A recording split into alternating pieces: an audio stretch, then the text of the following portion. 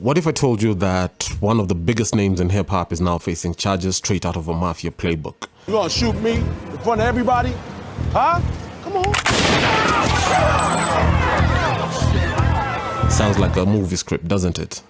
But Sean Diddy Combs, the man behind some of music's greatest hits, is being accused of running a criminal empire. Oh!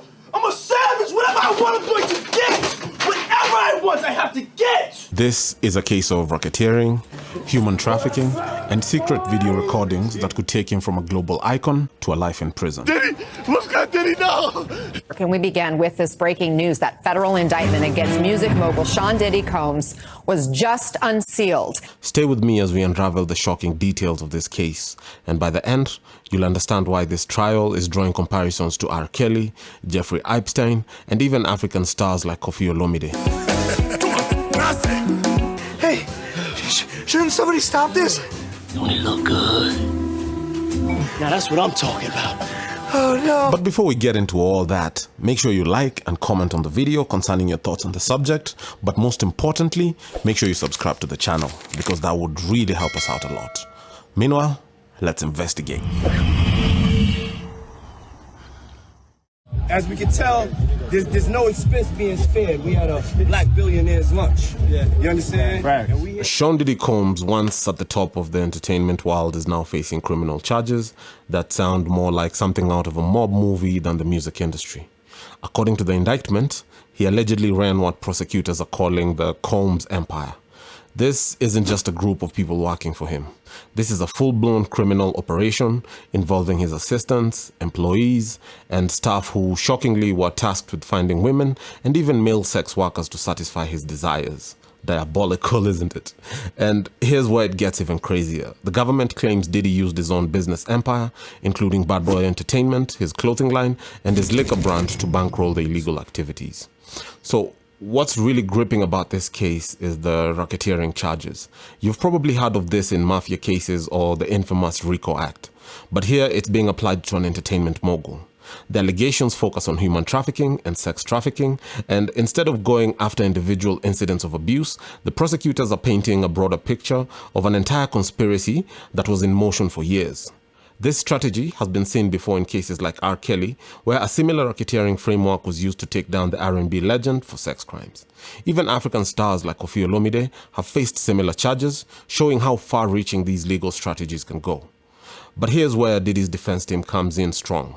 They're arguing that the indictment has a glaring flaw. It doesn't clearly mention non-consensual acts. According to them, the lack of focus on whether the acts were consensual or not could be a massive weakness in the government's case. However, despite this argument, there's still the issue of whether Diddy's resources were used for interstate prostitution, and that's enough to keep the federal prosecutors in the game. One of the key pieces of this case is the evidence collected during the raids on Diddy's homes in Miami and Los Angeles.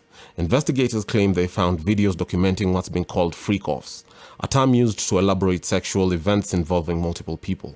These videos, along with other physical evidence, are a cornerstone of the prosecutor's case. If you remember the R. Kelly trial, I believe I can fly. The 55-year-old fallen star learned his fate after being convicted of racketeering and sex trafficking. videos were a game changer and they could play a similar role here.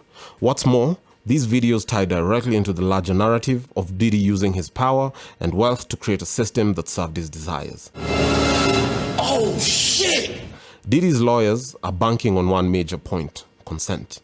What was notable today, what my partner Mark said in court, is they never once said that these women didn't consent to what happened. Not once. They believe that unless the prosecution can prove that these activities were non-consensual, they don't have much of a case. So this is all adult consensual activity. People can judge it morally, but legally, you believe he committed no crime. Maybe it's not what someone here would do in the bedroom, but that doesn't mean that what he did was a crime. However, even if these were consensual acts, the use of business resources for prostitution and trafficking opens Diddy up to serious legal consequences, as seen in cases like Jeffrey Epstein, where the issue wasn't just what happened, but how it was organized.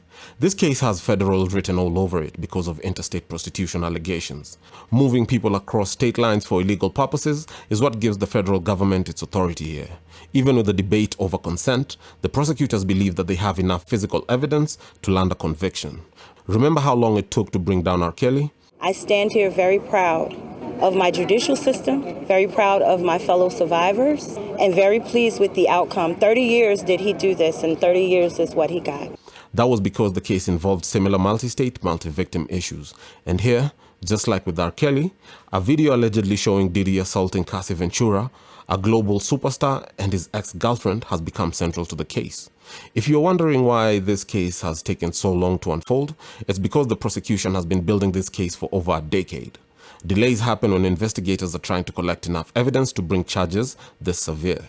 Civil suits like those filed by Cassie helped add more pieces to the puzzle. The case grew stronger with time. Ventura alleged that after the two met back in 2005, Combs lured Miss Ventura into an ostentatious, fast-paced, and drug-fueled lifestyle and into a romantic relationship with him, and that he used illegal substances and threats of violence to force Miss Ventura into repeated, unwanted sexual encounters with male sex workers. I thought I told you that we won't stop. I thought I told you that we won't stop. The long delay mirrors other high-profile cases like the one against Harvey Weinstein, where victim testimonies spanned years before they culminated in criminal charges. The scandal involving Hollywood producer Harvey Weinstein has been in the headlines for the last few years, but the sexual assault allegations against him span decades. As it stands, Diddy is facing 3 big charges: racketeering conspiracy, sex trafficking by force, and transportation to engage in prostitution. He's pleaded not guilty, and his lawyer is already preparing for a long, fierce battle in court.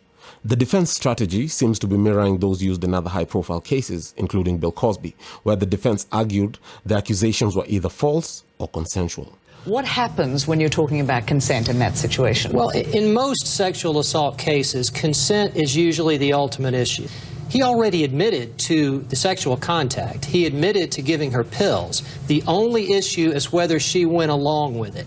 And in proving a lack of consent, the state will have to show that she was intoxicated. She was put in a position where she could not either verbally or physically resist his advances. If they can prove that, then they can prove a lack of consent. The indictment goes on to detail acts of physical abuse dating back to 2009, including claims that Diddy punched, dragged, and even kicked women during his outbursts. These are serious accusations, and they could have a major impact on the jury, especially considering the Me Too movement and how it has influenced high-profile cases of abuse. The scandal involving Hollywood producer Harvey Weinstein has been in the headlines for the last few years. So many people came out against Weinstein that it's considered a landmark story for the entire Me Too movement. Diddy was once untouchable. He's not just a musician, he's a mogul, a cultural force. Now this is what the music industry is all about. Sergio's going crazy. I love this game! Credited with helping shape hip-hop, producing for legends like Notorious B.I.G., Usher, Justin Bieber, Burna Boy, and probably the Tanzanian artist Diamond Platnumz, and building businesses that span fashion, spirits, and media. But just like we saw with R. Kelly and Weinstein, when the fall comes, it's swift and brutal. His reputation is on the line, and this trial could very well define how history remembers him. And if things weren't bad enough, a judge has denied Diddy bail, which means he'll likely remain behind bars throughout the trial. The music mogul was denied bail yesterday after his arrest on sex trafficking and other charges. This denial isn't just about flight risk. Prosecutors are alleging that Diddy has a history of obstructing justice by bribing and intimidating witnesses. If you think back to cases like John Gotti, bail denial was a critical blow to his defense, and it could be the same for Diddy.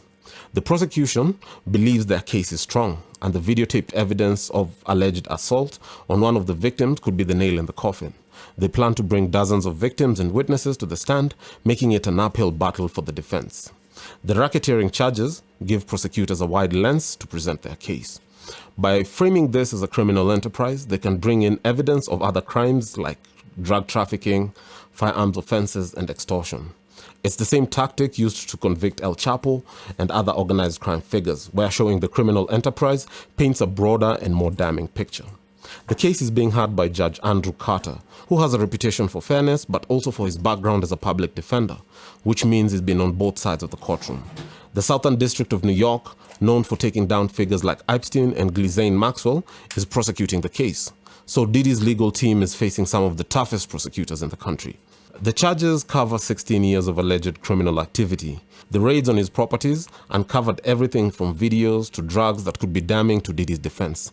Similar evidence was crucial in taking down R. Kelly and Epstein, which could play a similar role here. It was difficult to hear jurors seeing an explicit video of the now 37-year-old when she was just 14 years old. Kelly directing her in that video to refer to her age. The woman broke down as she discussed encounters that included other teenage girls whom she recruited at Kelly's request. The civil suits over the years have helped the federal government build a stronger case. In fact, these suits were the gateway to the criminal charges, much like how Weinstein's case began with civil complaints before turning into a criminal trial. It started with a piece in the New York Times. The article highlighted the allegations of several women claiming Weinstein sexually harassed them. Among them are actors Ashley Judd and Rose McGowan. According to legal experts like Joey Jackson and Lisa Bonner, while Combs is still innocent until proven guilty, the sheer weight of evidence combined with testimonies from people in his circle makes the case much harder to defend than others in the past. I could have just kept my mouth closed. Period. I didn't have to tell Ms. Wallace nothing. I didn't have to say nothing to nobody. That's what people don't understand. A critical piece of the case is the viral video of Diddy abusing Cassie Ventura in a hotel room, which aired and sent shockwaves throughout the public. In a move symbolic of his fall from grace, Mayor Adams even asked him to return the key to New York. New tonight, Sean Diddy Combs responds to Mayor Adams' request to return his key to the city. The ceremonial key was sent back to City Hall after Adams' office sent 2 letters to Combs' companies requesting it be sent back. Diddy's fall from the pinnacle of music business is reminiscent of Koffi Olomide's downfall in the African music scene after facing similar accusations. Just like Olomide, who once reigned supreme in the Congolese music world, Diddy's empire could come crashing down in a matter of months. If convicted, Diddy faces a mandatory minimum of 15 years in prison with the possibility of life imprisonment. He also stands to lose his fortune as the government could seize all his assets connected to the criminal enterprise. Sean Combs also faces a forfeiture in this criminal case, where the government says that anything involving this criminal enterprise can be forfeited to the U.S. government. The prosecution plans to focus on the drugs allegedly used to coerce victims. Then you put the drugs up your ass. What's the problem? And the lengths Diddy went to cover his tracks, including intimidating and bribing witnesses. Y'all need to take a hit of this Jeffrey. It'll calm you down. These dark details will remind many of the Weinstein and Epstein trials, where blackmail and threats were used to silence victims. Developing now, more news tying Jeffrey Epstein to another billionaire, this time Bill Gates, and the topic, blackmail. Epstein reportedly threatened to expose an affair between Gates and a Russian bridge player. Diddy has appealed the denial of bail, but it's unlikely he'll be released anytime soon. Some experts are wondering whether he'll take a plea, but given the severity of the charges, any deal could still mean years behind bars. While the legal process will take time, the evidence against Diddy is damning. Between the videos, testimonies, and the broader conspiracy outlined by the prosecution, this case is looking more like a RICO trial than a simple celebrity scandal. Keep watching as we follow this case, which could set a precedent in how we view power, fame, and justice in the entertainment industry. My name is Cheki Ambalwa for Fresh Bars Friday. See you next time. Get the fuck out the theater. The movie's over.